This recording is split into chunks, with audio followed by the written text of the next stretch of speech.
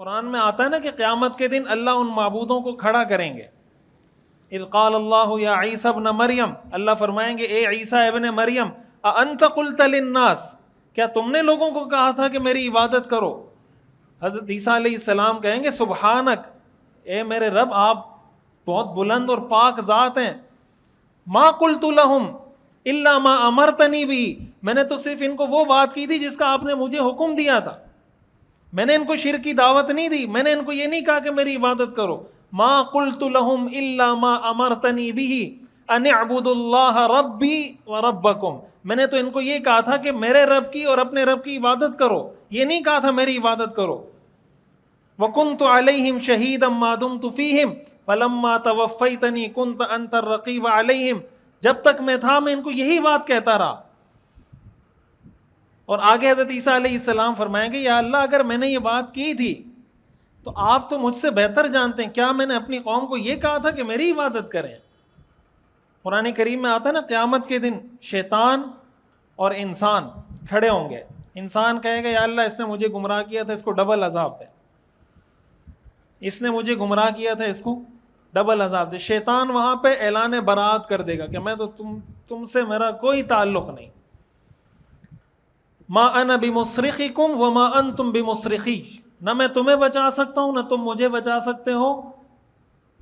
انی کفرت بما اشرکتمونی من قبل، میں ان ساری چیزوں کا انکار کرتا ہوں جو تم نے میرے کہنے پہ شرک کیا تھا، میں انکار کرتا ہوں، میرا تم سے کوئی تعلق نہیں ہے. ما کان لی علیکم من سلطان، میں نے تم پہ کوئی زبردستی کی تھی. الا ان دعوتکم، میں نے تمہیں شرک کی دعوت دی. فاستجبتم لی، تم نے میری بات کو قبول کر لیا. میں نے کوئی زبردستی تھوڑی کی تھی، جب زبردستی نہیں کی تھی اب تم جانو تمہارا رب جانے، وہ ہاتھ کھڑا کر دیں گے.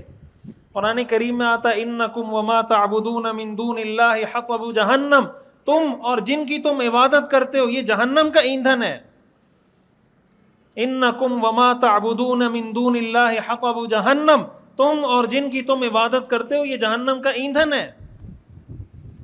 تو اسلام کا جو سب سے پہلا بنیادی عقیدہ ہے، اسلام کی جو سب سے پہلی بنیادی اکائی ہے، علماء نے لکھا ہے عقیدہ توحید کی مثال اس ایک ہندسے کی ہے جو آپ صفر سے پہلے لگاتے ہیں. زیرو سے پہلے اگر آپ کوئی ہندسہ لگائیں تو زیرو، جتنے زیرو بڑھاتے جائیں گے ویلیو بڑھتی جائے گی.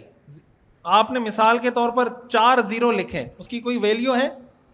5 زیرو لکھے، کوئی ویلیو ہے؟ 10 زیرو لکھے، اس کی کوئی ویلیو ہے؟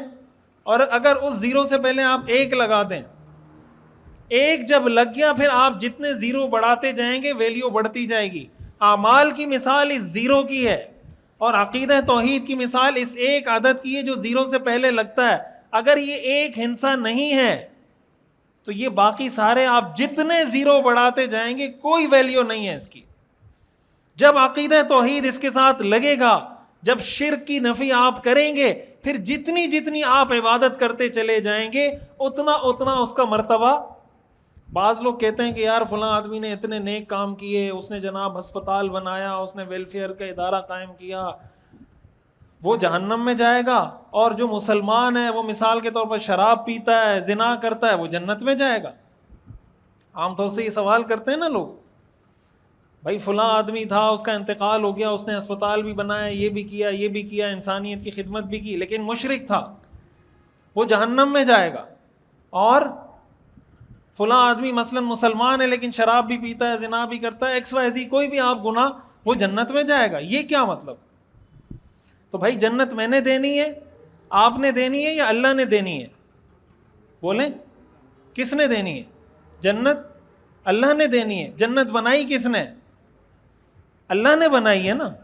تو اللہ تعالیٰ نے اس میں داخل ہونے کا فارمولہ بھی بتا دیا ہے کہ جنت، میری جنت میں اگر آنا چاہتے ہو یہ فارمولہ ہے.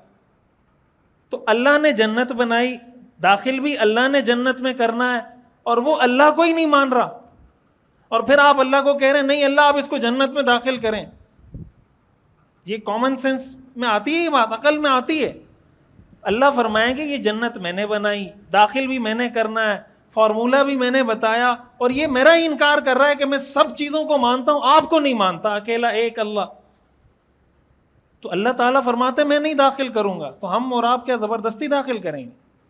بھائی یا تو ہماری جنت ہوتی نا تو ہم کہتے چلو یار یہودی کو بھی لے آؤ، عیسائی کو بھی لے آؤ، مشرک کو بھی لے آؤ، ہماری جنت تھوڑی ہے، ہمیں کوئی اپنی جنت کا پتہ ہے کہ ہم کہاں جائیں گے. اللہ ہم سب کو جنت نصیب فرمائے، لیکن کم از کم عقیدہ ٹھیک ہو، ایک امید تو ہے کہ اللہ تعالیٰ ہمیں ہماری بخشش کر دے گا، ہمیں جنت میں داخل کر دے گا.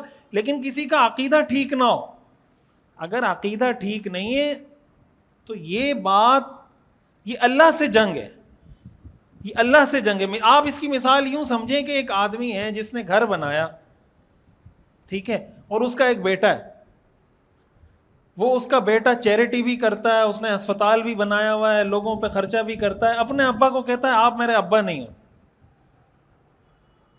ابو کو کیا کہتا ہے کہ آپ میرے ابو نہیں ہیں. تو ابو اس کو گھر میں چھوڑیں گے؟ بولیں. تو اگر کوئی کہے کہ آپ کا بیٹا تو اتنا اچھا، اس نے ہسپتال بنایا ہوا ہے، اس نے جناب 100 یتیموں کی کفالت کی ہے، آپ کہیں گے بھاڑ میں جائے، وہ مجھے کہتا ہے تم میرے ابا نہیں ہو، میں اس کو اپنے گھر میں کیوں چھوڑوں، جائے رہے اپنے ہسپتال میں، میرے گھر میں کیا کرنے آ رہا ہے. تو دنیا میں اپنے طور پہ تو یہ باتیں سمجھ میں آ جاتی ہیں، اللہ کی جنت میں لوگ کہتے ہیں لوگوں، بھائی ہم کوئی جنت کو تنگ کرنے والے نہیں ہیں، ہم یہ نہیں کہہ رہے فلاں جنت، اللہ نے جو فارمولہ بتا دیا وہ بتا رہے ہیں. جنت جہنم کا ہمیں اپنا نہیں پتا، ہم کسی کا کیا فیصلہ کریں گے. اللہ نے یہ بتا دیا مشرک جنت میں نہیں جائے گا، جب اللہ نے بتا دیا نہیں جائے گا تو نہیں جائے گا. ہاں کسی کو اللہ مرنے سے پہلے ایمان کی توفیق دے دے، مرتے مرتے کلمہ پڑھ لے. حدیث میں آتا ہے بعض اوقات انسان ساری زندگی شرک کرتا رہتا ہے، جہنم والے کام کرتا رہتا ہے، مرتے مرتے اللہ اس کو کلمے کی توفیق عطا فرما دیتے ہیں. ایک صحابی ہے نا حضرت اسیرم رضی اللہ تعالیٰ، جب مدینہ منورہ میں اسلام پھیلنے لگا تو لوگوں کو جب صحابہ نے دعوت دی، ہر گھر میں لوگ مسلمان ہو گئے. یہ ایک شخص سے جو مسلمان نہیں ہوئے، اسیرم، یہ غزوہ احد کے موقع پہ مسلمان ہوئے. غزوہ احد کے موقع پہ مسلمان ہوئے. حضرت ابو ہریرہ رضی اللہ تعالیٰ عنہ فرمایا کرتے تھے کہ مجھے اس شخص کا نام بتائیں جس نے ایک نماز بھی نہیں پڑھی لیکن وہ جنت میں جائے گا. مجھے اس شخص کا نام بتائیں جس نے ایک نماز بھی نہیں پڑھی لیکن وہ، یہ غزوہ احد کے موقع پر آئے، حضور سے کہا میں مسلمان ہونا چاہتا ہوں. حضور نے کلمہ پڑھایا، میدان میں کودے، شہید ہو گئے. اتنی دیر آئے، کلمہ پڑھا، جنگ میں گئے جہاد کے لیے اور شہید ہو گئے، ایک نماز بھی نہیں پڑھی، جنت میں. حضرت ابو ہریرہ فرماتے تھے کہ وہ شخص کون ہے، نام بتائیں. وہ حضرت اسیرم ہے. ایسا بھی ہوتا ہے بعض اوقات انسان ساری زندگی شرک کرتا ہے، آخر میں اللہ توفیق دے دیتا ہے. اس کا الٹ بھی ہوتا ہے، ساری زندگی انسان دین کے مطابق گزارتا ہے، بعض اوقات مرتے مرتے اس کی زبان سے کفریہ کلمہ نکل جاتا ہے. اگر مرتے مرتے، اس لیے حدیث میں آتا ہے انما الاعمال بالخواتیم، اعمال کا دار و مدار خاتمے پر ہے. اسی لیے حدیث میں حسن خاتمہ کی دعا مانگنے کی ترغیب ہے کہ اللہ سے حسن خاتمہ مانگا کرو، یا اللہ میرا خاتمہ اچھا کر دے. جب خاتمہ اچھا ہوگا آخرت اچھی ہوگی، اور اگر خاتمہ اچھا نہ ہو تو آخرت اچھی نہیں ہوگی. تو یہ بنیادی عقیدہ ہے، یہ وہ چیز ہے جو ہمیں اپنے بچوں کو، بڑوں کو، چھوٹوں کو، سب کو سکھانی چاہیے. کم از کم اعمال میں کوئی کمزوری ہو، ہر ایک کی کمزوری ہوتی ہے، عقیدے میں کسی قسم کی کوئی کمزوری نہیں ہونی چاہیے. اللہ تعالی ہمیں سمجھنے کی اور عمل کرنے کی توفیق عطا فرمائے.